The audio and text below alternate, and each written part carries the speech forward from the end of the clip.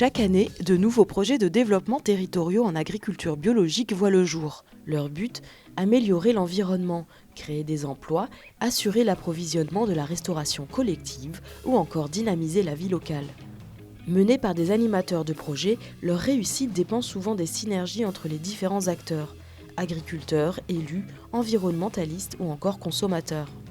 Maïwen est animatrice pour l'association Corabio, qui organise dans la région Rhône-Alpes des défis ludiques pour inciter des familles à consommer bio sans augmenter leur budget. Ce matin, elle accompagne plusieurs participants à la découverte des plantes comestibles ou sauvages. L'envie, elle est là. Par exemple, au niveau des habitants, tout le monde a envie de manger sainement sans dépenser plus. Au niveau des élus, tous les élus auraient envie de dire moi dans ma cantine on sert 90% de produits locaux. Voilà, donc l'envie elle est là et nous du coup après animateurs, il suffit juste de fournir la bonne méthodologie d'accompagnement, de donner les bons outils, d'accompagner dans la durée, de fédérer tous les acteurs pour que chacun s'approprie le projet. Fédérer tous les acteurs autour du projet, c'est peut-être le plus grand défi pour Anne. Son association, le GAP 32, réunit des agriculteurs biologiques et conventionnels autour de différentes techniques d'agroécologie. Donc effectivement, il me faut un petit peu de connaissances techniques, mais aussi de la connaissance de tout ce qui est gestion de groupe, gérer les caractères forts, les gens qui ne parlent pas trop, les amener à s'exprimer. Et puis aussi avoir un petit peu des techniques d'animation quand on veut faire réfléchir les agriculteurs. Et donc ça permet que chacun s'exprime et aussi de ne pas avoir des idées trop rapides, que chacun puisse réfléchir et s'exprimer là-dessus. Et en général, c'est assez créatif. Quant à Claire, elle fait le lien entre des agriculteurs, une entreprise de transformation de légumes et les collectivités.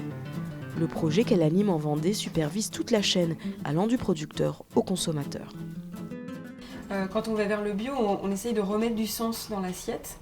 Et le sens, il passe aussi par qui a fabriqué, qui a transporté, comment est-ce que sur le terrain, chacun arrive à trouver sa place. Et ça se mettra en place que dans le temps. L'animateur de projets territoriaux est au centre d'une dynamique qui implique souvent une multitude de partenaires.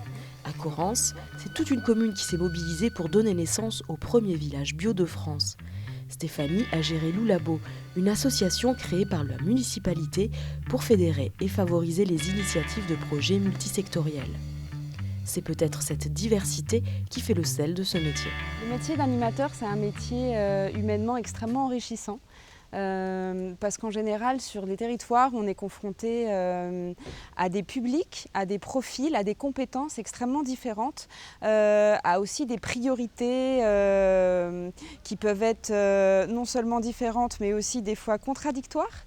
Et ce qui est intéressant quand on anime, c'est justement de créer du sens et du sens pour chacun, d'avoir vraiment un objectif commun partagé. Je trouve que ça, c'est un des éléments les plus intéressants dans l'animation de projets de territoire. Engagement, capacité à motiver les autres, esprit d'entreprise, sens de l'organisation, autonomie, sont quelques-unes des qualités que requiert le métier d'animateur.